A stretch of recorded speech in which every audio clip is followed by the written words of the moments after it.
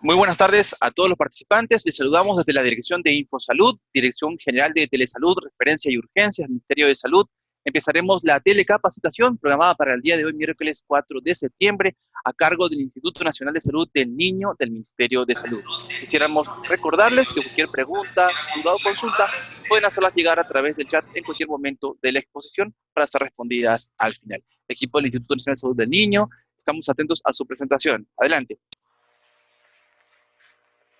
Doctor Ortega, buenas tardes. Hoy día con todos los participantes vamos a tener un tema muy importante. Vamos a escuchar al doctor Edgar Horacio Rojas, neurocirujano de nuestra institución, con un tema que se llama diagnóstico y manejo en traumatología, un tema muy interesante para las emergencias. Muy bien, doctor Rojas, tiene usted la palabra. Doctor Ortega, buenas tardes. Buenas tardes a todo el público que nos está escuchando a través de la aplicación. Vamos a desarrollar lo que es el traumatismo encefalocraneano en una población que es bastante susceptible y bastante propensa para este tipo de lesiones, ¿no? El traumatismo cráneoencefálico es una patología de bastante frecuencia de atención en el servicio de emergencia, no solamente en nuestra institución, sino en todos los hospitales a nivel nacional. Es importante tener en cuenta cómo vamos a actuar nosotros como personal de salud ante la presentación de estos casos. Nosotros día a día en el instituto recibimos pacientes a nivel nacional con este tipo de patología, a veces mal manejados, a veces con un tratamiento que está a medio soporte, y lo recibimos pues para dar tratamiento quirúrgico o tratamiento médico según sea el caso. El traumatismo encefalocraneano es una entidad que todo el mundo conoce, sin embargo, muy pocos saben cuál es el abordaje y cuál es el papel que cada profesional tiene al momento de abordar al paciente con este tipo de problemas. Empezamos con lo que es la definición. ¿Qué es el traumatismo cráneoencefálico? El traumatismo cráneoencefálico es el cambio brusco de energía mecánica que genera deterioro físico y funcional del contenido craneal.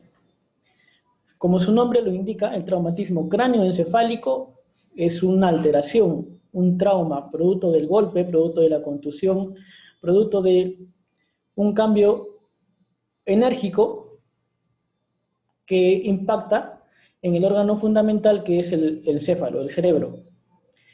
La alteración en este órgano produce una sintomatología peculiar en relación a lo que es signos de focalización neurológica. Un paciente que tiene un traumatismo encefalocraneano, en el cual nosotros evidenciamos que hay una alteración de la función cerebral que se traduce en signos de focalización neurológica, como cefalea holocraneana, vómitos, alteración del estado de conciencia. Normalmente un paciente en su día a día, a través de este órgano tiene la capacidad de relacionarse, de hacer su trabajo, de realizar sus estudios, y en caso de los bebés, realizar un desarrollo psicomotor adecuado. Entonces, esta entidad, el traumatismo encefalocraneano, puede poner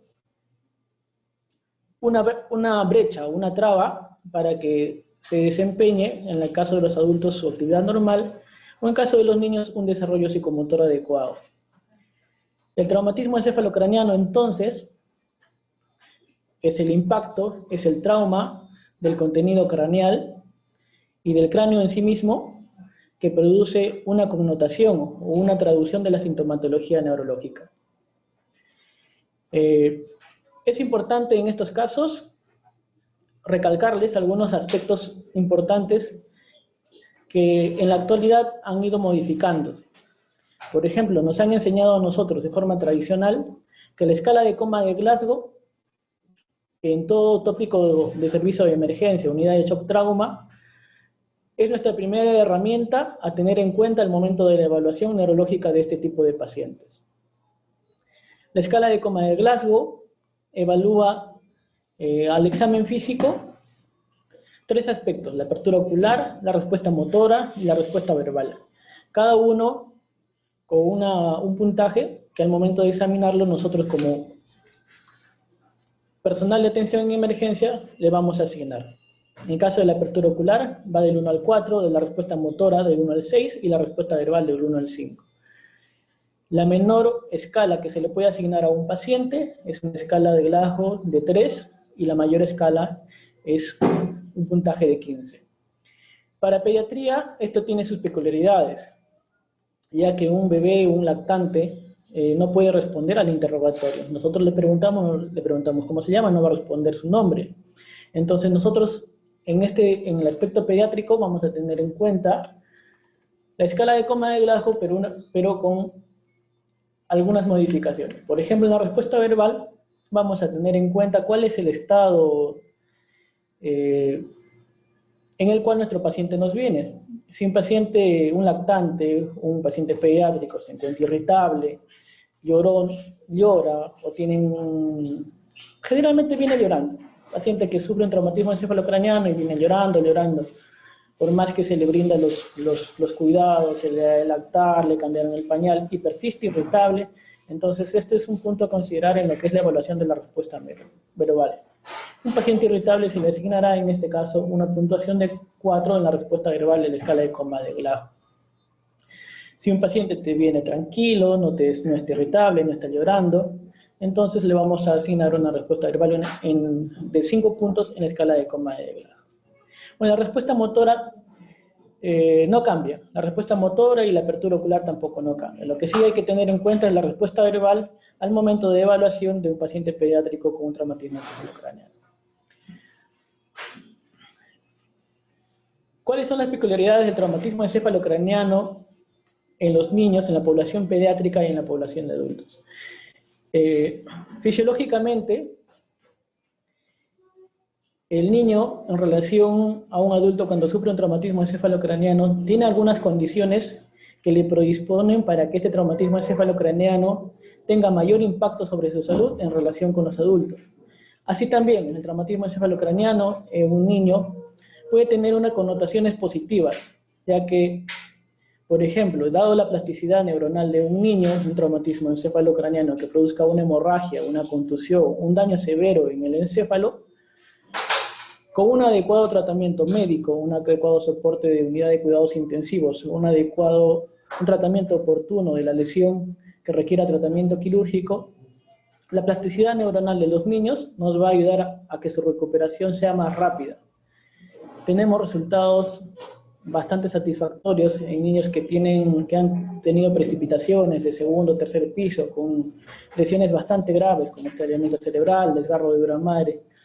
Y los pacientes, al transcurso de los meses, 1 mes, 2 meses, el paciente está íntegro, tiene una funcionalidad del 90 al 100%. Esto debido a que los niños tienen una condición positiva para afrontar este tipo de problemas, como es que es la plasticidad neuronal. La plasticidad neuronal se define como la capacidad de algunas áreas del cerebro para asumir funciones que han sido dañadas, ya sea por procesos traumáticos, procesos isquémicos, producto de injuria quirúrgica de repente. Entonces, las áreas cerebrales que están indemnes pueden asumir la función del área o de la corteza cerebral que se ha perdido producto del trauma. Esta capacidad de asumir la función del otro lado se conoce como nombre plasticidad neuronal. Es un punto a favor en nosotros los neurocirujanos que vemos la parte pediátrica. También se han hecho estudios en lo que es el paciente en la población pediátrica en cuanto a las lesiones de necesidad de tratamiento quirúrgico, ya sea hematomas epidurales, sudorales, es menor frecuente, ¿no? en este tipo de población los pacientes con traumatismo encefalocraniano. Es más frecuente también los traumatismos encefalocranianos cerrados, más que los con exposición de tabla ósea o desgarramiento de meninges. ¿Qué condiciones físicas hacen que la población pediátrica sea diferente a los adultos cuando sufren de un traumatismo encefalocraniano? Por ejemplo, en la población neonatal la proporción céfalo-caudal, céfalo-corporal. O sea, su cabecita es más grande, más voluminosa en relación al cuerpo, en comparación de los adultos. Los adultos tienen una mayor proporcionalidad corporal que la cabeza. Entonces, esto es importante. Al momento de la energía cinética, cuando sufre un traumatismo, sea por precipitación, sea por caída, la mayor masa que se encuentra en la cabeza de los niños hace que el impacto sea mayor. Por tanto, la energía cinética va a ser de mayor proporcionalidad en el encéfalo en comparación con los adultos. Por lo tanto, los daños, hematomas, contusiones, los daños producidos por el traumatismo van a ser mayores en niños que en adultos. También la musculatura del cuello. Los niños, la musculatura a nivel cervical es más débil. Entonces, al momento que hay un impacto en el cráneo, esta musculatura más débil va a hacer que tenga menor defensa. Por lo tanto, la energía cinética involucrada en el traumatismo encefalocraneano en los niños es más alta. Por lo tanto, las lesiones son de mayor gravedad y revisten mayor importancia en la población pediátrica que en los adultos. Tienen condiciones favorables también. Una de las condiciones ya lo mencionamos, que es la plasticidad neuronal. El síndrome de Tal-Andiet. El síndrome de Tal-Andiet es el periodo de lucidez. Un paciente sufre un traumatismo encefalocraneano y te llega a la consulta, te llega el tópico de emergencia despierto en Glasgow 15. Este síndrome, el Tal-Andiet, es el periodo de tiempo, el tiempo en el cual el paciente puede pasar de un estado de vigilia a un estado de sopor, que puede ser en cuestión de minutos, que puede ser en cuestión de horas. Este síndrome en la población pediátrica es menos frecuente, es decir, que si un paciente pediátrico te viene en Glasgow 15, es menos frecuente en relación a los adultos que su estado de sensorio, su estado de conciencia, cambie en un tiempo. Es decir, de 10 adultos que entraron en Glasgow 15 al momento de tu evaluación, 5 te pueden, a la hora de evaluación, a las 2 horas de evaluación, te pueden estar en coma o te pueden estar en sopor. En cambio, la población pediátrica es diferente. Si viene en estado de vigilia el paciente, es menos frecuente, o en todo caso más positivo, que a las 2 horas o 3 horas lo encuentres en el mismo estado de conciencia, no en el mismo estado de vigilia. Glasgow 15 lo puedes encontrar 2 horas o 3 horas, Glasgow 15. El periodo en el cual una persona se deteriora, ese es el síndrome de Tal-Andiet. Es más favorable en los niños, más positivo.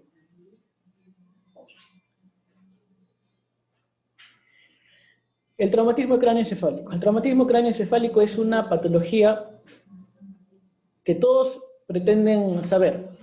Todos piensan que saben de traumatismo cráneoencefálico.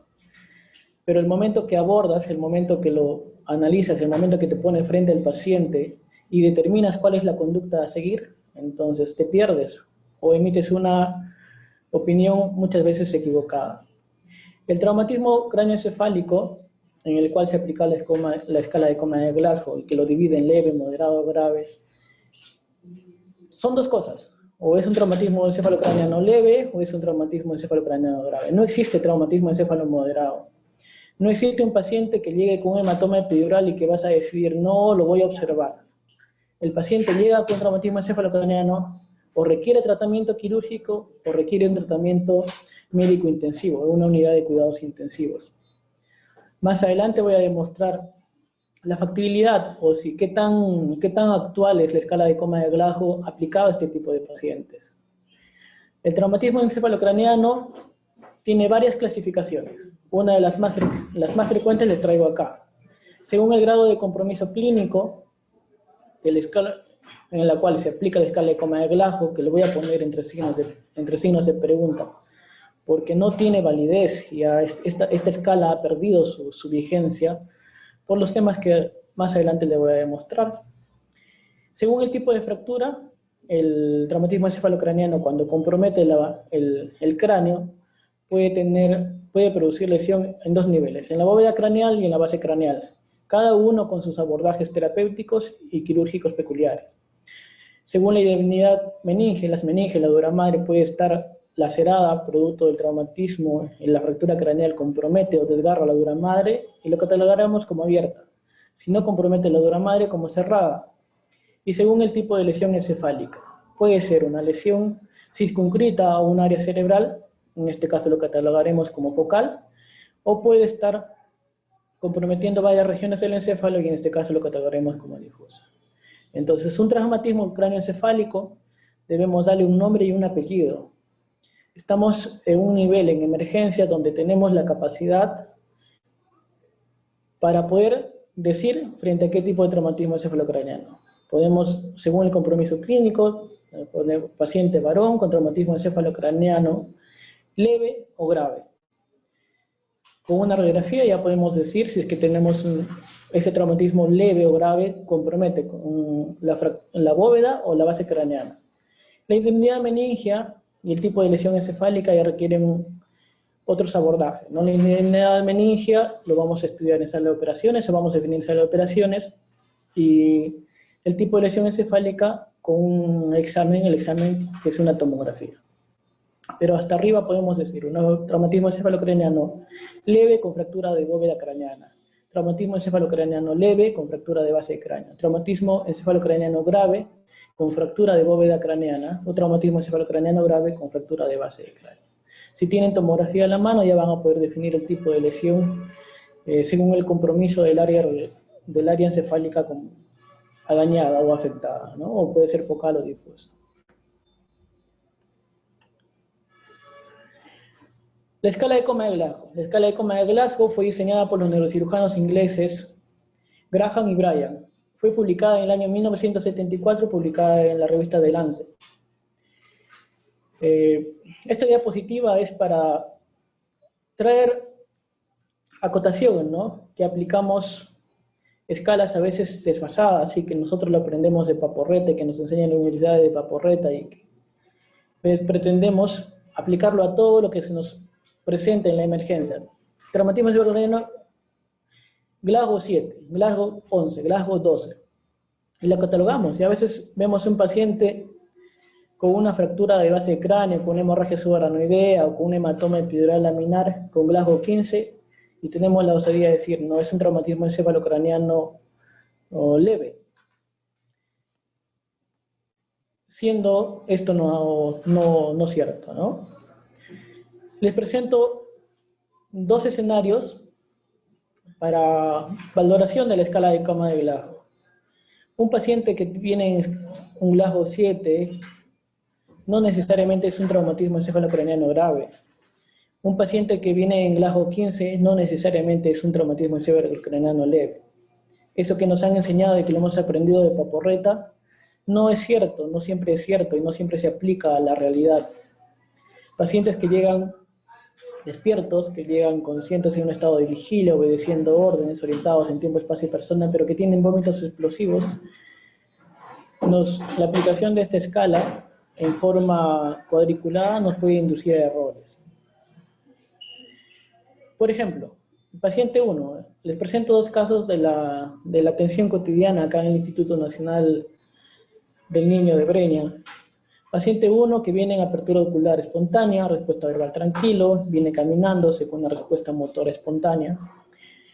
Le asignamos una escala, o le asignan una escala de coma de Glasgow de 15.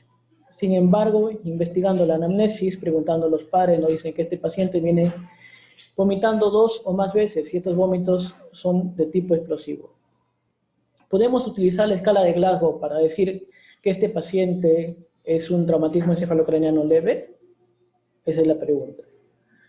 ¿Los vómitos explosivos acaso no son la traducción de una hipertensión endocraniana, producto de un traumatismo encefalocraneano, producto de un golpe, de una contusión a nivel cráneoencefálico?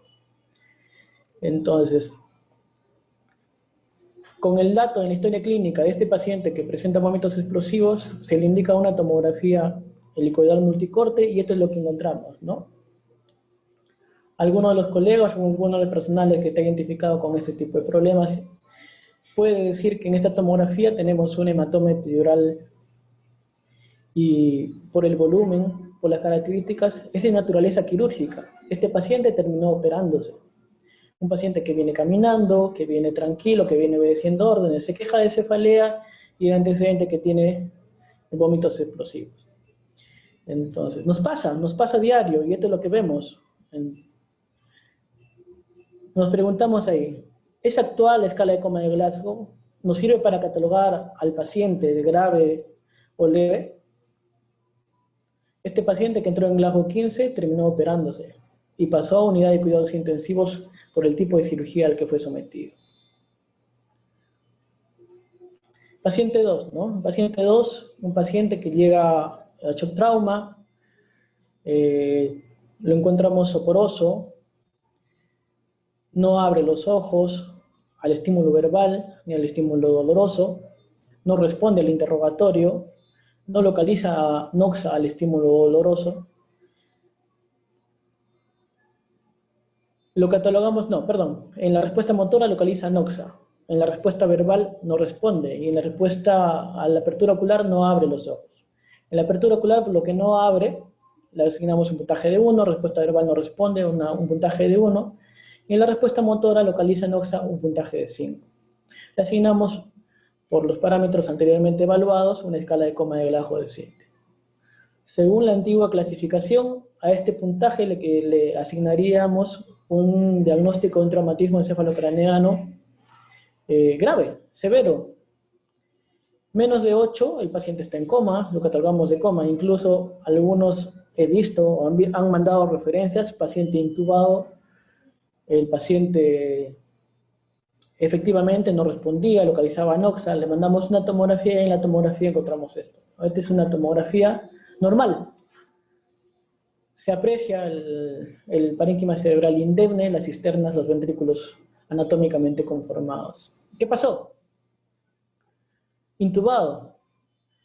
Hace la anamnesis, el relato cronológico, y te das cuenta, te das con la sorpresa de que al momento del traslado del paciente, por lo que el paciente estaba incómodo, estaba irritable, producto de la conmoción cerebral, a veces le aplican sedantes, midazolam o algún otro tipo de sedante, y el paciente lo encuentras sedado.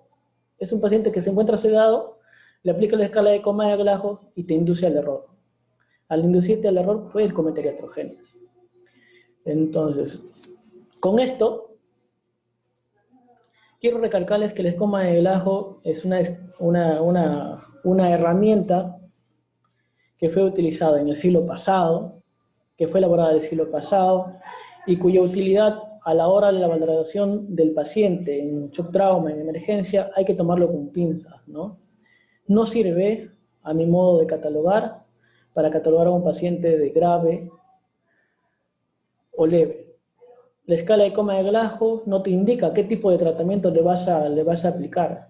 Un paciente que tiene Glasgow 7, al paciente anterior Glasgow 7, no le vas a intubar sin previamente haber hecho una buena anamnesis, una buena historia clínica y determinar frente a qué tipo de traumatismo estamos. Y tampoco te indica pronóstico, ¿no? El coma de Glasgow es como una encuesta. Le realizas en el momento y a la hora siguiente de repente el paciente ya no lo encuentras en el puntaje que le asignaste. Le asignaste un puntaje de 3 al momento del ingreso y de repente a las 2 horas lo encuentras en Glasgow 15. O puede ocurrir lo contrario. Lo encontraste en un puntaje de 15 y a las 2 horas lo encontraste en un puntaje de 7. Una evaluación inicial aplicando esta escala no te va a definir, no te va a hacer decir a los familiares o establecer un pronóstico si ese paciente tiene una condición o un pronóstico favorable o reservado.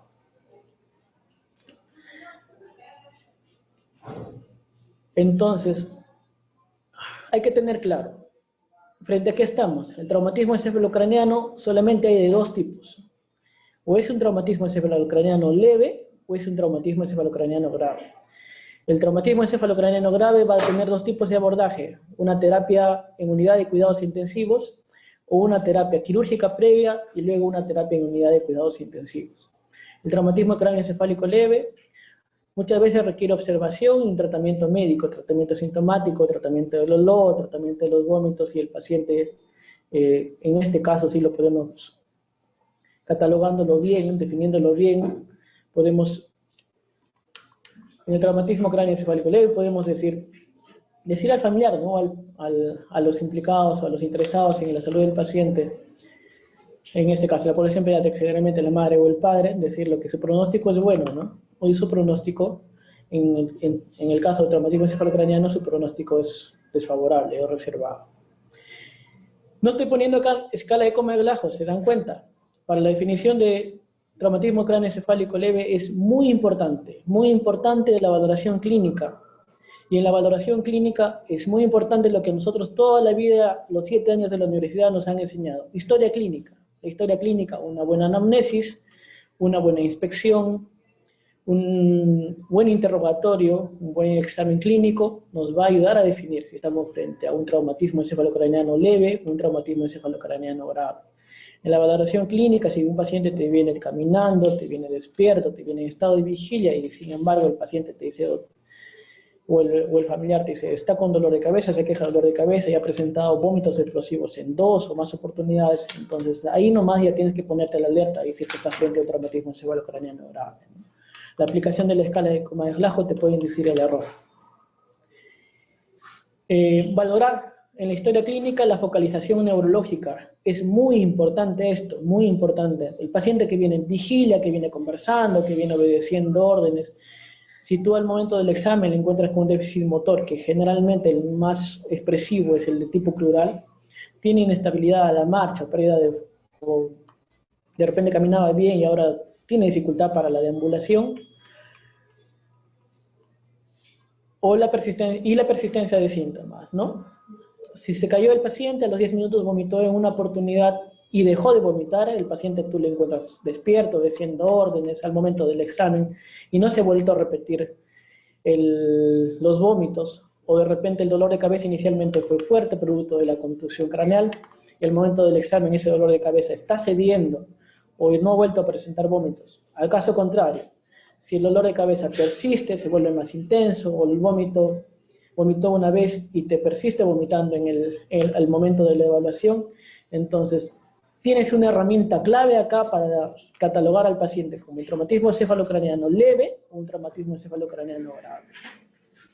Hemos tenido pacientes que han venido caminando, deambulando, obedeciendo órdenes, y lo trae el paciente, el doctor me han dado de alta de tal hospital, pero sin embargo a mi hijito no se le pasa el dolor de cabeza y está que vomita, doctor. Me mandas a hacer una imagen, la imagen que le corresponde, y te encuentras con sorpresas, ¿no? Hematomas epidurales, hematomas sudorales en este tipo de pacientes que han requerido de tratamiento quirúrgico. Traumatismo craneoencefálico leve, paciente despierto, activo, al momento de la contusión craneal presentó un vómito, le duele la cabeza, pero al momento de la evaluación el dolor de cabeza está cediendo, no ha vuelto a vomitar, la evaluación de la marcha no hay déficit motor, puede ser que está frente a un traumatismo craneoencefálico leve y le indicas el estudio imagenológico que corresponde, ¿no? Nosotros empezamos generalmente con una radiografía de cráneo, que si bien en otras latitudes del mundo, en países más desarrollados, ya nos le indican de frente a una tomografía, acá lo seguimos utilizando y nos ha servido para valorar inicialmente a un paciente. Y el T grave es lo contrario, ¿no?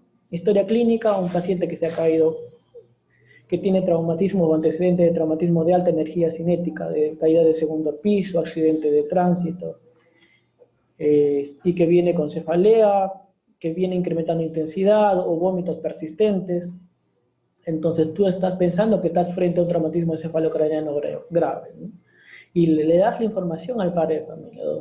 Puede tratarse de una traducción de una hipertensión endocraniana producto de la contusión cerebral, y le indicas el estudio imagenológico que le corresponde. Acá hay que recalcar que el estudio imagenológico que le corresponde a un paciente con sospecha de traumatismo encefalocraneano grave es una tomografía. La tomografía tiene validez pronóstica y también es una herramienta útil para definir el tipo de tratamiento a seguir en este tipo de pacientes.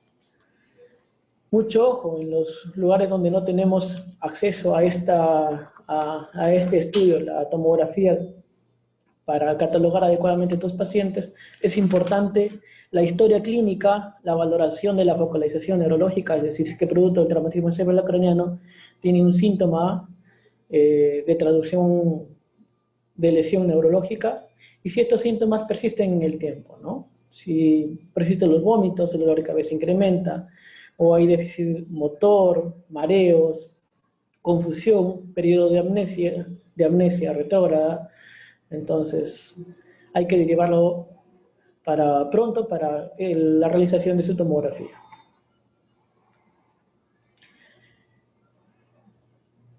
Complementando la diapositiva anterior, en la primera valoración neurológica es importante siempre en la historia clínica determinar si es que ha habido o no focalización neurológica. Este es el quid del asunto, este es nuestro trabajo, ese es por el cual nosotros estamos día a día parados en la emergencia valorando pacientes con traumatismo encefalocraneano. Paciente con traumatismo encefalocraneano, ¿presenta focalización neurológica? Sí, no presenta focalización neurológica. Si presenta una focalización neurológica, cabe resaltar los más frecuentes. Si presentó convulsiones, si presentó somnolencia o dificultad para caminar o dormir, dolor de cabeza que empeora y no se mejora, debilidad, entumecimiento o disminución de la coordinación motora, vómitos o náuseas frecuentes, confusión, dificultad para hablar. Disculpen acá, es pérdida de la conciencia. Uno nunca pierde el conocimiento, ¿no? Si producto del traumatismo encefalocraneano perderíamos el conocimiento, todos seríamos analfabetos. Pérdida de la conciencia. La pérdida de la conciencia, la amnesia retrógrada, todos estos síntomas indican focalización neurológica y nos hacen prender las alarmas para pensar que estamos frente a un traumatismo encefalocraneano grave. Si estos síntomas son transitorios, entonces diremos que el paciente está frente a una conmoción cerebral. El diagnóstico es, los términos correctos, traumatismo cráneoencefálico, conmoción cerebral. Si presenta estos síntomas y estos síntomas son permanentes, son persistentes al momento de la evaluación, persiste con estos síntomas, entonces tenemos que poner impresión diagnóstica, traumatismo encefalocraneano grave, y eso debe ser el motivo de la interconsulta o el diálogo con colegas neurocirujanos, o el motivo de la referencia de este tipo de pacientes, ¿no? Si no hay focalización neurológica, estaremos frente a una contusión craneal. Les hablo de una sospecha, el traumatismo encefalocraneano grave. ¿En qué sentido? Los niños tienen una peculiaridad, sobre todo los infantes. Las fontanelas es un elemento rico al momento de evaluar, de hacer el examen físico en este tipo de pacientes. La fontanela, que es el defecto craneal fisiológico, que se presenta hasta los 2 años o 2 años y medio en los pacientes, nos permite hacer una evaluación directa de la presión intracraneana. Si tenemos una fontanela blanda, una fontanela hundida, entonces diremos que la presión a nivel intracerebral no es mucho, no ha aumentado. Al contrario, si tenemos una fontanela dura, una fontanela hinchada, una fontanela tensa y el paciente ha vomitado, entonces tenemos que sospechar y tenemos que pensar casi certeramente que estamos frente a un traumatismo encefalocraneano grave. Y es importante consignar a todos los colegas que nos están escuchando en la historia clínica cuál es el estado, cuál es la característica de la fontanela en los pacientes infantes que han sufrido un traumatismo encefalocraneano grave. Una vez de estar orientados acá en la focalización neurológica, siempre cuando hay focalización neurológica, el estudio de elección es una tomografía. El vómito, la amnesia retrógrada, que a veces el paciente al momento del examen no lo presenta, el paciente viene en Glasgow 15, pero dice, doctor, no recuerdo cómo me he caído, no recuerdo cómo me han ayudado, puede traducir una contusión cerebral. Una contusión cerebral, que es una laceración hemorrágica del parénquima cerebral, solamente es visible a través de una tomografía. No se ve una radiografía de cráneo. La focalización neurológica, la presencia de una sintomatología neurológica indica que el parénquima cerebral ha sido contundido. La energía cinética que se ha aplicado en el cráneo puede haber lesionado el encéfalo. Por eso es que se debe indicar una tomografía. Y en caso de que no dispongamos de esta, la referencia al establecimiento más cercano que disponga para poder definir el pronóstico del paciente y sobre todo el tratamiento, ¿no? Las imágenes que disponemos para el estudio de un traumatismo encefalocraneano, radiografía, tomografía y resonancia magnética. El gol estándar, el de elección, es la tomografía. Una vez hecho la historia clínica, la anamnesis, nuestro paciente presenta signos de focalización neurológica, procederemos a realizar estos exámenes, ¿no? La radiografía sí sirve, es el primer examen, el de tamizaje que hacemos nosotros al momento del ingreso. La indemnidad en la radiografía de cráneo asociada a a un paciente en estado vigil, que no presenta focalización neurológica, nos hace catalogar al paciente de traumatismo cráneoencefálico leve y se puede proceder al alta indicándole los síntomas del alma que hay que vigilar al familiar, en caso de lo cual él lo presentara, retornando nuevamente a la emergencia para ser evaluado. Radiografía de cráneo normal, sin focalización neurológica, traumatismo encefalocraniano leve, manejo ambulatorio.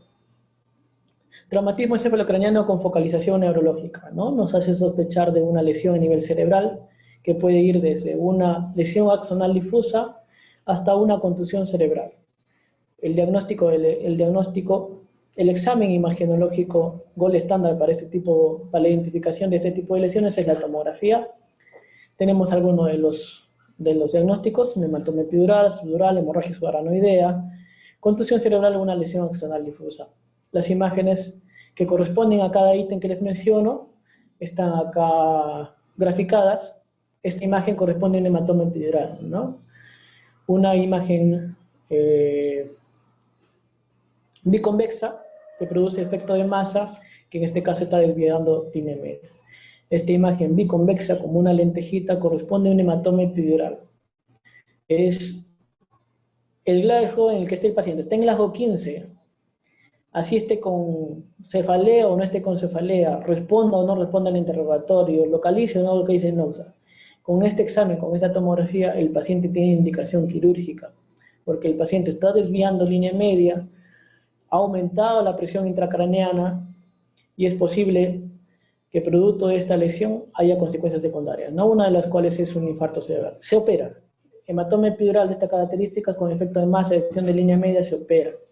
Tratamiento UTEC, traumatismo encefalocraniano grave. Nótense que no hablo de traumatismo encefalocraniano moderado. No estoy aplicando. En ninguno de estos pacientes, en ninguna de estas imágenes hablo de traumatismo epidural. Traumatismo cráneoencefálico leve o traumatismo cráneoencefálico grave. Traumatismo cráneoencefálico leve requiere tratamiento quirúrgico o requiere manejo de unidad de cuidados intensivos. El hematoma subdural, una imagen cóncavo y convexa, no hay una imagen en lente, por así decirlo. Convexa hacia el cráneo y cóncava hacia el parénquima cerebral. Esta imagen, en luna de reloj, si queremos aplicarle una morfología o una similitud con algún tipo de morfología, esto es un hematoma subdural. Hematoma subdural, de acuerdo a la evolución, se puede catalogar en agudo, subagudo, crónico, ¿no? Hemorragia subaranoidea. La hemorragia subaranoidea, acá los espacios, las cisternas, normalmente deberían estar en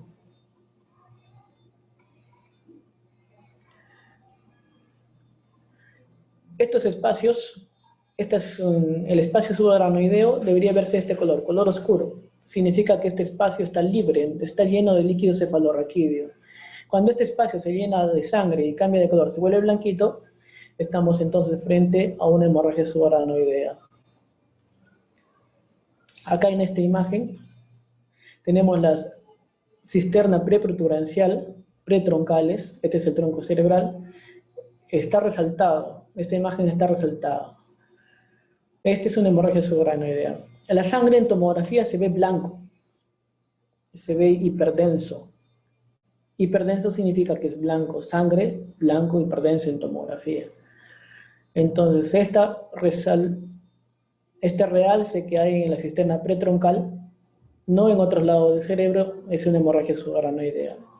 La contusión cerebral es esta imagen hemorrágica, sangre, pero ya no ubicado ni de forma biconvexa, ni de forma en luna de reloj, sino que está dentro del parénquima cerebral. Dentro del parénquima cerebral puede ser a nivel frontal, parietal, puede ser temporal, occipital. Estamos frente a una contusión cerebral.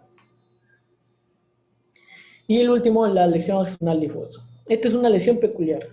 Lesión peculiar porque es un paciente que viene en estado de coma, en estado de estupor o coma. O sea, un paciente que viene inconsciente, no responde al interrogatorio, no hay respuesta al estímulo nociceptivo, lo catalogamos un paciente en estado de coma, le toma su tomografía y no encuentra ni hematoma epidural, ni subdural, ni contusión cerebral, ni hemorragia subaranoidea. Generalmente estas tomografías lo informan como normal. Paciente en coma con tomografía normal. Hay que sospechar una lesión axonal difusa. La lesión axonal difusa son focos hemorrágicos en la sustancia blanca, en los axones del encéfalo. En esta imagen hay puntitos. Observan estos puntitos blancos, más la clínica del paciente nos hace sospechar una lesión axonal difusa. Es acá, en este tipo de lesiones, donde la resonancia tiene su única utilidad. Lesión axonal difusa, la única utilidad que tiene la resonancia magnética es para definir el diagnóstico de este tipo de problemas. Paciente en unidad de cuidados intensivos que no responde a la terapia intensiva, que no despierta, que no mantiene su estado de conciencia en coma, sospechamos de lesión axonal difusa y un estudio complementario de la resonancia magnética, solamente para definir diagnóstico. La resonancia magnética en traumatismo cráneoencefálico no tiene otra utilidad. Es otra pregunta que nos hacen los pacientes, los padres del paciente. Doctor, ¿y por qué no le hacen una resonancia a mi paciente? Porque la resonancia magnética no tiene validez, ni pronóstica, ni define el tratamiento quirúrgico a seguir en los pacientes con traumatismo encefalocraneano. El gol estándar es la tomografía. ¿Tenemos tiempo todavía? No, sí, no. La fisiopatología, teniendo en cuenta este tipo de definido el diagnóstico de nuestro paciente, traumatismo cráneoencefálico leve, traumatismo cráneoencefálico grave, hecho el estudio imaginológico correspondiente, sea un hematoma epidural, subdural, una hemorragia subaranoidea o una contusión cerebral, es importante definir cuál es el tratamiento que va a recibir nuestro paciente, ¿no? Generalmente, en esos establecimientos lejanos, donde no disponemos de unidad de cuidados intensivos, donde no disponemos de unidades especializadas, el neurocirujano se encuentra 10, 24 horas, un día, 2 días de distancia, entonces es importante definir qué vamos a hacer con nuestro paciente en ese momento. Para definir qué vamos a hacer con nuestro paciente en ese momento, hay que conocer la fisiología del traumatismo encefalocraneano. Fisiopatológicamente, el traumatismo cráneoencefálico produce dos tipos de injuria, dos tipos de lesiones. Una lesión primaria, en la cual nosotros como personal de salud no vamos a poder hacer nada. Establecido el hematoma epidural, establecido la contusión cerebral, establecido la hemorragia subaranoidea o la lesión axonal difusa, ya no podemos intervenir en este tipo de lesiones, salvo mediante una cirugía, salvo un tratamiento especializado. Se estableció la lesión, no se puede prevenir otro tipo o las consecuencias de esta injuria sobre el encéfalo. En cambio, la lesión o la injuria cerebral secundaria, sobre todo lo que es el infarto cerebral, tenemos que tomar tenemos que tomar cartas en el asunto, tenemos que ser meticulosos, tenemos que ser agresivos para evitar este tipo de problemas. Los que están en establecimientos nivel 1, nivel 2, lejos de un tratamiento especializado, de una unidad de cuidados intensivos, ¿pueden hacer algo? Sí, claro que pueden hacer algo. La hipertensión endocraniana no es más que un equilibrio entre el aporte de oxígeno y el flujo sanguíneo cerebral. Es importante esta correlación. Si el flujo sanguíneo cerebral normal es de 50 miligramos por 100, 50 mililitros por 100 miligramos de tejido cerebral por minuto. Cuando baja más de 50 mililitros por 100 gramos de tejido cerebral por minuto y llega a niveles de 15 mililitros por 100 gramos de tejido, entonces estamos en un límite crítico. Menos de 10 mililitros, menos de este parámetro, el paciente va a desarrollar sí o sí isquemia. Y la isquemia va a tener como consecuencia un infarto. Entonces tenemos que asegurar un buen flujo sanguíneo cerebral. Si el paciente, aparte del traumatismo encefalocraneano, tiene una lesión cortante donde hay pérdida de flujo sanguíneo, y en los niños es más importante ya que su volemia es menor que en los adultos, entonces hay que reponer la volemia. Hay que asegurar que la presión arterial media tenga una buena presión arterial media para que el flujo sanguíneo cerebral se mantenga. ¿Qué hacemos? Cloruro de sodio, una vía con una solución que cubra la bulimia de este paciente nos va a ayudar, ¿no? Pacientes con traumatismo cefalocraniano grave que vienen con vía salinizada, o viene la vía mal canalizada, o viene la vía mal asegurada, entonces estamos al paciente exponiéndolo a las lesiones secundarias. Una lesión secundaria es la isquemia cerebral. Ya hacemos mucho con eso, colocándole una vía, colocándole su cloruro de sodio a una bulimia adecuada, estamos previniendo una lesión secundaria que es la isquemia, el infarto cerebral. Y el otro punto es el oxígeno. Si el cerebro no tiene oxígeno, no tiene flujo sanguíneo, va a sufrir, va a ir a la isquemia y va a terminar el paciente en infarto cerebral. Entonces, hay que asegurarnos que tenga una buena ventilación. El ABC, recuerden, el ABC, vía aérea, ventilación y circulación, ¿no? Hay que asegurar que tenga una buena ventilación, un buen aporte de oxígeno para prevenir las lesiones secundarias en los pacientes. Punto 1, buena volemia. Punto 2, buena oxigenación.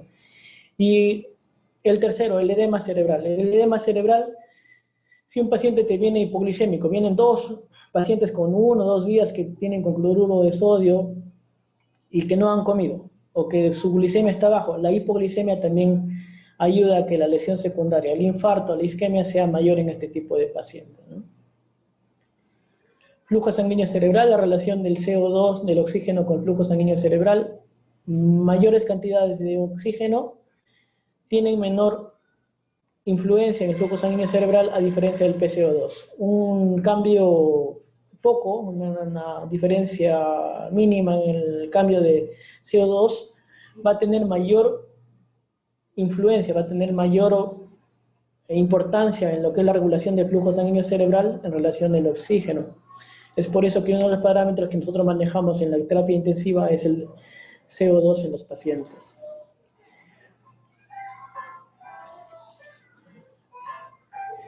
El flujo sanguíneo cerebral, nuevamente, el flujo sanguíneo cerebral, su relación con la presión de perfusión cerebral y el aporte de oxígeno. La presión de perfusión cerebral no es más que la presión arterial media y la presión intracerebral. La presión de perfusión cerebral es la cantidad de oxígeno que le llega al cerebro. Depende de la presión arterial que nosotros manejemos en nuestro paciente versus la presión intracraneana. En el traumatismo cefalocraniano, la presión intracraneana está aumentada.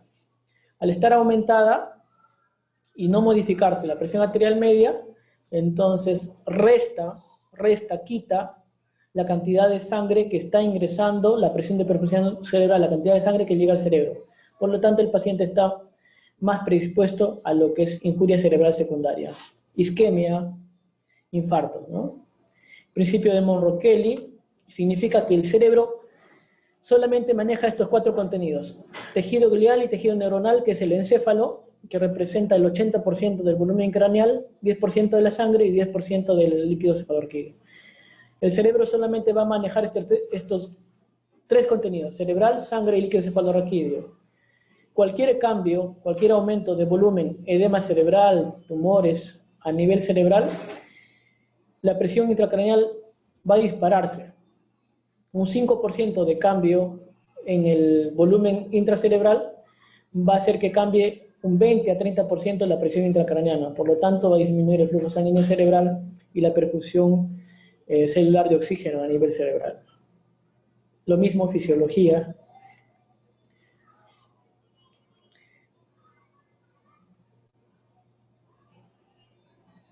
La evaluación neurológica que habíamos mencionado, el tipo de lesiones, hematoma epidural agudo, subagudo, agudo, mayor de 10 milímetros, agudo, menor de 10 milímetros. Esto es importante, a nivel de establecimiento, nivel 1, nivel 2. La glicemia cerebral, toda la cascada de apoptosis, toda la cascada de edema cerebral, la injuria cerebral, el edema, la inflamación a nivel cerebral, que traduce en un aumento de la presión intracraneana, se producen por la liberación de los reactantes de fase aguda a nivel cerebral. Todos estos reactantes de fase aguda va a ocasionar que ingrese calcio a las neuronas y por lo tanto va a haber destrucción de neuronas. El ingreso de calcio a nivel intracelular por la activación de los receptores AMPA y GNMA va a hacer que las neuronas se pierdan. Pero a nivel extracelular, todos los reactantes de fase aguda va a secuestrar líquido que va a producir edema cerebral. La falta de perfusión va a hacer que llegue menor cantidad de oxígeno y menor cantidad de glucosa. La neurona va a entrar en una fase de anaerobiosis y va a producir lo que es ácido pirúvico, va a producir productos derivados de la anaerobiosis, del consumo cerebral producto de la anaerobiosis. Esto, los niveles bajos de glucosa a nivel cerebral va a originar una mayor glucólisis anaerobia. Esta mayor glicólisis anaerobia va a producir mayor isquemia y por lo tanto va a haber mal pronóstico. Se han hecho estudios de que los pacientes después de 3 días o 4 días que persisten en hipoglicemia van a tener mal pronóstico en relación a los pacientes en los cuales a las 72 o 48 horas se ha asegurado este parámetro, ¿no? Que es la glicemia. Hay que cuidar la glicemia de nuestro paciente con traumatismo encefalocraneano grave. Las convulsiones, el paciente que viene con convulsiones es importante controlarlo rápidamente. Fenitoína disponemos en todos lados, en todos los niveles. Es importante que nuestro paciente no convulsione. Las convulsiones también están asociadas a un mal pronóstico, a mayor injuria cerebral secundaria producto del traumatismo cráneoencefálico. Regular la temperatura corporal, pacientes que vienen con fiebre por producto del traumatismo, producto de infecciones sobreagregadas, la hipertermia también está en relación a mal pronóstico, a la aparición más frecuente de injuria cerebral secundaria. Glucosa, convulsiones, temperatura corporal. Estamos ayudando mucho ya en establecimientos nivel 1, nivel 2, para controlar la presión intracraneana y para disminuir el riesgo de injuria cerebral secundaria. Estamos haciendo mucho con este tipo de intervención en los primeros establecimientos. Ya el manejo de lo que es la presión intracraneana con terapia hiperosmolar, el manitol ya no se recomienda. No hay pocos estudios que recomiendan el uso de manitol en traumatismo cráneoencefálico. Y este tipo de terapias a nivel de unidad de cuidados intensivos, no una unidad de cuidados especializados. Hay que asegurar la nutrición, como habíamos, apoyo nutricional precoz antes de las 72 horas, aporte calórico total en los primeros 7 días, mejora resultados. En el Journal Neurotrauma hay evidencia de que este tipo de intervención va a mejorar el pronóstico de nuestros pacientes.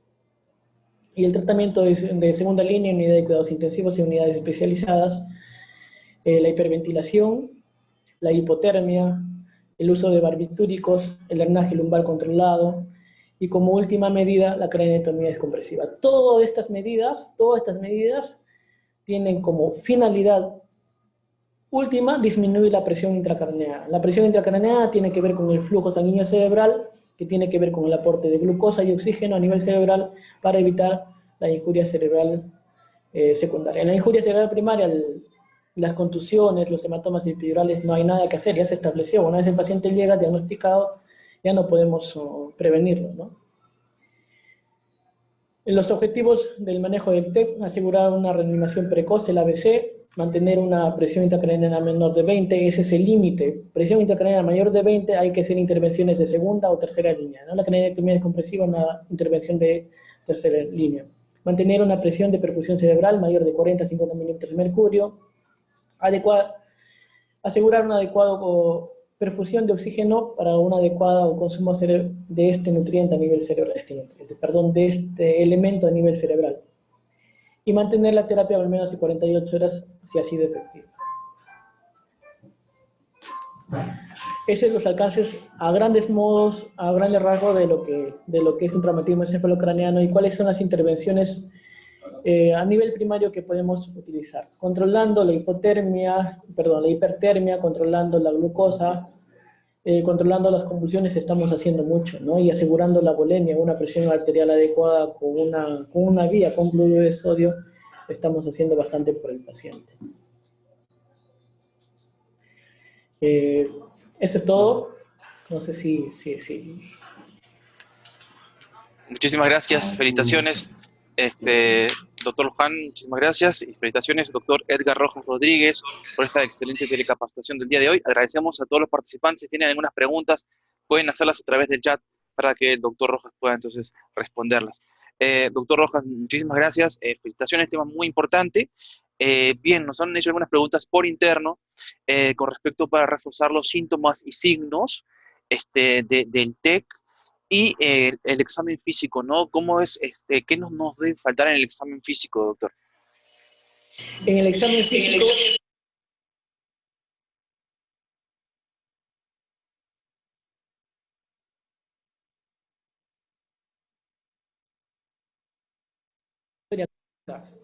la valoración clínica del paciente y una buena anamnesis es fundamental para poder sospechar que estamos frente a un traumatismo encefalocraneano leve o moderado. La focalización neurológica en un paciente que viene despierto, que viene conversando y que tiene cefalea holocraneana persistente o que aumenta en intensidad o que se observa o al momento del interrogatorio el padre de familia o el acompañante nos dice que tiene vómitos y que estos son de naturaleza explosiva, entonces nos permite ya sospechar, nos permite pensar que estamos frente a un traumatismo encefalocraneano grave, ¿no?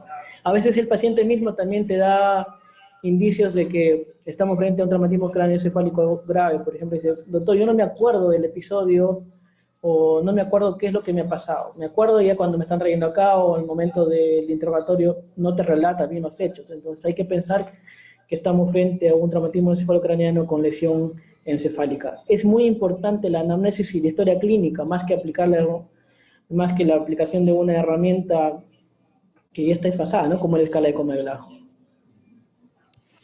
Muchísimas gracias, doctor, también por este enfoque que ha tenido con la escala de Glasgow, muy importante para todos. Doctor, a veces nos han mencionado también hay signos también en clínicos, por ejemplo, otorragia, otorrea, ojos de mapache. Hay que también tener este tipo de enfoque, identificar también estos signos, ¿verdad? Les había mencionado anteriormente que una de las clasificaciones en lo que es traumatismo encefalocraneano es una fractura de bóveda craneana o de base de cráneo. El signo de Batley y el signo de mapache se presenta en lo que es fractura de base de cráneo. Traduce una fractura de lo que es el cráneo. La otorragia se asocia al signo de Batley y requiere también otro tipo de intervención. Hay muchos estudios que son controversiales sobre el uso de antibióticos en lo que es fractura de piso medio de la bóveda craneal.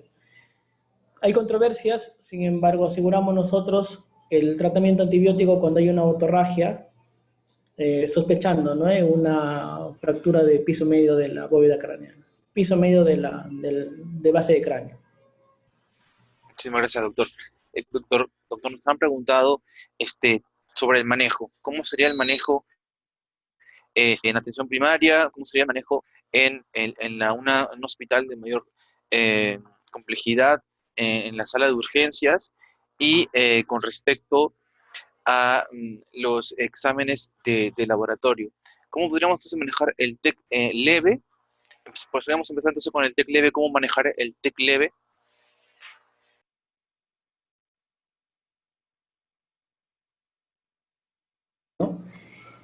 Frente a un traumatismo encefalocraneano leve, generalmente no tiene signos de focalización neurológica y muchos de ellos simplemente queda con educar al familiar o al acompañante cuáles son los signos del alarma que hay que observar, ¿no?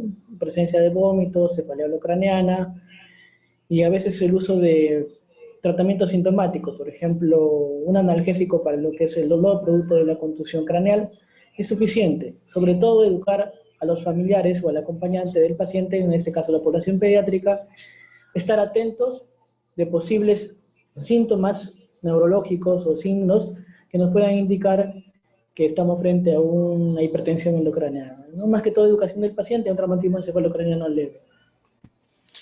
Doctor, a este paciente que llega con TEC leve, ¿se le hace algún examen de laboratorio? ¿Se le toma radiografía? ¿Qué exámenes complementarios se le pueden realizar?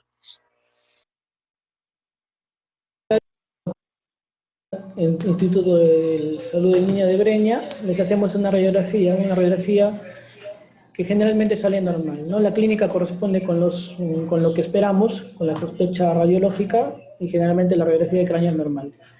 Tomografía le indicamos solamente cuando hay signos de focalización neurológica, porque esperamos encontrar una lesión asociada al traumatismo del encéfalo. Doctor, ¿qué estaríamos buscando en esta radiografía? Base de cráneo, fractura de bóveda craneal, son a veces hallazgos en pacientes pediátricos que han tenido un traumatismo encefalocraniano sin focalización neurológica. La fontanela y el parénquima cerebral, el desarrollo de los pacientes pediátricos a veces hace que haya lesiones de la bóveda craneal sin traducción, sin focalización neurológica, y encontramos en la radiografía fracturas en un paciente clínicamente normal, clínicamente sano. Paciente que viene despierto, que viene tranquilo, con sonrisa social, viene lactando, la mamá le pregunta, ¿ha vomitado o no ha vomitado? Le palpas, de repente un cefalohematoma por ahí, le tomas una placa y encuentras una fractura lineal. Y a veces también esta fractura lineal, haciendo un poquito más estudios, por ejemplo, hallándose la radiografía positiva para una fractura, le indicas una tomografía, o a veces hay rasgos o hay aspectos radiológicos que nos pueden indicar que esta fractura es una fractura con hundimiento. La fractura con hundimiento ya también requiere un tratamiento quirúrgico. Pero la radiografía en un TEC leve es el examen mínimo que se debe hacer en este tipo de pacientes. Excelente, doctor. Doctor, ¿este paciente con TEC leve se mantiene en observación por algún periodo de horas? ¿Se hospitaliza? ¿Cuándo se da de alta? ¿Después se hace una reevaluación? ¿Se le pide que regrese para una reevaluación posterior? El periodo de observación en los pacientes pediátricos es de 6 horas. Generalmente 6 horas lo mantenemos en observación, hacemos a la mamá que pruebe tolerancia oral, que indique líquidos o que ingiera algún tipo de dieta blandita, su papilla, no sé, algo que no sea muy pesado, y lo observamos. Lo reevaluamos en 2 horas, al cabo de 6 horas, si no hay vómitos le podemos dar de alta, no con una radiografía normal.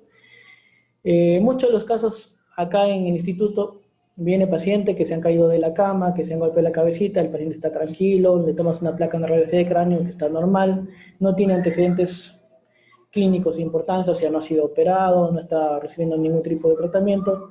Le damos de alta indicándole a la madre cuáles son los signos que se debe observar, ¿no? Importantísimo, doctor. Doctor, entonces, ¿qué síntomas o signos deberíamos tener para ya en ese momento decidir indicar una tomografía? ¿Cuándo necesitamos una tomografía?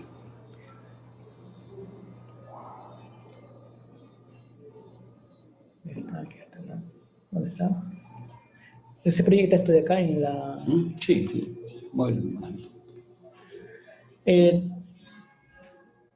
Habíamos visto esto, ¿no? Este cuadro. Primero, punto de oro en la valoración neurológica de un paciente de traumatismo. Historia clínica. Si en la historia clínica encuentras signos de focalización neurológica, convulsiones, somnolencia, dificultad para caminar, dolor de cabeza que empeora, debilidad, entumecimiento, disminución de la coordinación, vómitos, confusión, dificultad para hablar, pérdida de conocimiento, o sea, algún signo clínico, algún elemento al momento del examen físico que te indique que hay un compromiso neurológico, o sea, producto del traumatismo encefálico, el encéfalo se expresa con alguno de estos síntomas, entonces tú tienes que indicar sí o sí la tomografía. Estos síntomas se pueden presentar de forma transitoria o se pueden presentar de forma permanente. La transitoria significa que el paciente se cayó, vomitó una vez y empezó con dolor de cabeza, pero al momento de la evaluación el paciente no te llega inmediatamente, te llega después de una hora, 2 horas, o cuando es referido después de un día, 2 días.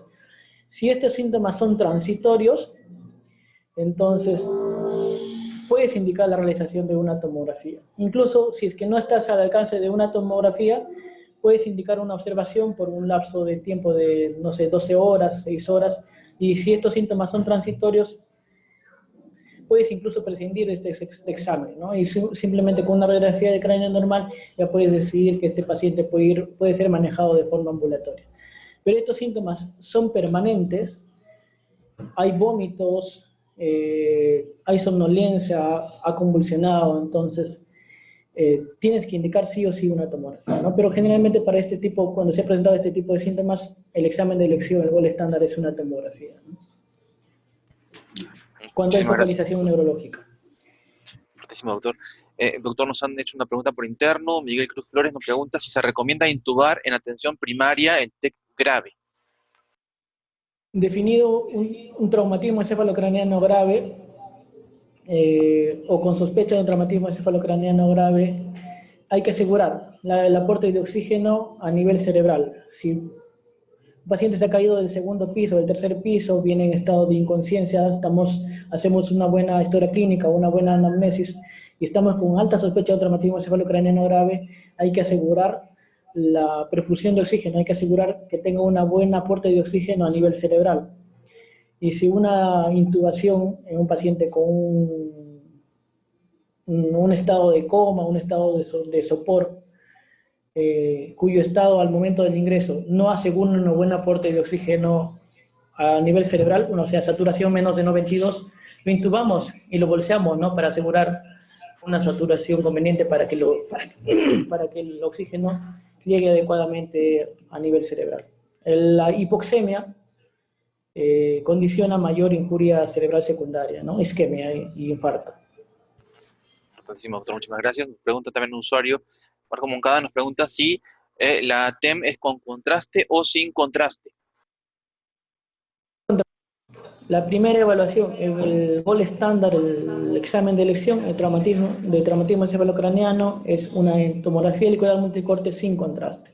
Hay algunos casos especiales, hay algunos más adelante, pero ya es de manejo especializado en el que se indica este tipo de examen. Pero el gol estándar y la mejor, el que nos va a dar el pronóstico y nos va a dar el tratamiento, nos va a dar luces de cómo vamos a abordar este paciente es sin contraste.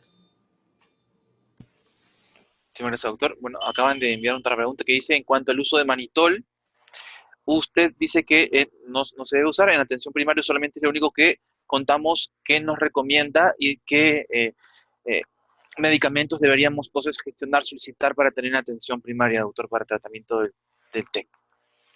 Había mencionado anteriormente que asegurando una buena volemia para una adecuada presión arterial media, para un buen flujo sanguíneo cerebral, mantener la volemia, canalizar su vía, colocarle un cloruro de sodio para mantener una presión arterial media mayor de 60 milímetros de mercurio en caso de adultos y mayor de 40 milímetros de mercurio en caso de niños, ya estamos haciendo bastante. Controlando la temperatura. Si el paciente está con hipertermia, controlando la temperatura, evitando que llegue a temperatura mayor de 38 grados centígrados, ya estamos haciendo bastante.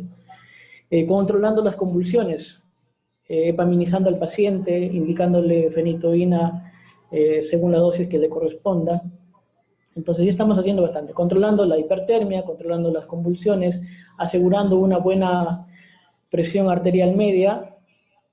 Ese es el estándar, ¿no? En establecimientos nivel 1, nivel 2. No se debería utilizar manitol si no tenemos un adecuado estudio del paciente. Hablamos de imágenes, ¿no? Por ejemplo, la disminución de la volemia, la disminución del volumen del parénquima cerebral con el uso de manitol o con el uso de soluciones hiperosmolares ante un hematoma epidural o un hematoma sudural, lo que puede ocasionar que es el volumen del hematoma aumente y por lo tanto el daño secundario sería mayor. No utilizar manitol ni solución salina hiperosmolar en establecimientos primarios o secundarios. Importantísimo, doctor. Muchísimas gracias. Doctor, con respecto a la hidratación, ¿qué soluciones indicamos para hidratar al paciente con TEC? Utilizamos el cloruro de sodio al 9 por 1000 con su calium correspondiente. Nosotros utilizamos 8 o 10 centímetros cúbicos de calium al 20% con cloruro de sodio de 40 a 60 centímetros por hora en los pacientes, ¿no? Muchísimas gracias, doctor. Pues esta excelente presentación, doctor Luján. Quizá tenga algún aporte, también alguna pregunta para el doctor Edgar Rojas.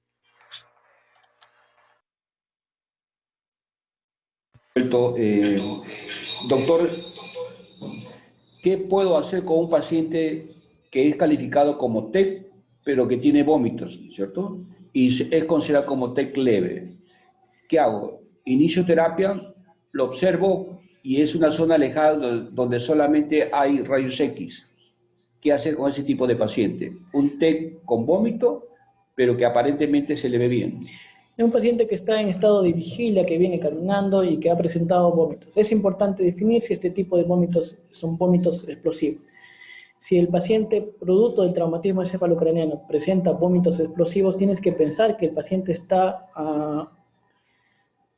ante la traducción de un síntoma que es la hipertensión endocraniana. Tu paciente está con hipertensión endocraniana. Aseguras la volemia, su cloruro de sodio, su manejo del olor, y lo más adecuado es referirlo, ¿no? Para poder tener un estudio, en este caso una tomografía, para ver que no estemos frente a una contusión cerebral, un hematoma epidural, un hematoma subdural que esté causando el incremento de la presión intracraneal. Los vómitos y todos los síntomas que les he mencionado anteriormente es traducción de un síntoma clínico, de un signo clínico de oro, que es la hipertensión endocraniana. La madre del cordero, la madre de todo esto es la hipertensión endocraniana. La hipertensión endocraniana, sea por edema, sea por hematoma, se traduce clínicamente con estos síntomas. Entonces no podemos hacer nada más, ¿no? A nivel de establecimientos 1 o 2, no podemos darle manitol sin antes estar seguro de que estamos frente a un edema cerebral. Si estamos frente a un hematoma epidural, le ponemos manitol, el paciente se va a complicar. Asegurar la presión arterial, un buen aporte de oxígeno, que no convulsione, asegurar que controlar el olor y referirlo, ¿no? Referirlo. Muy bien, doctor. Gracias. Doctor Ortega, ¿puede continuar?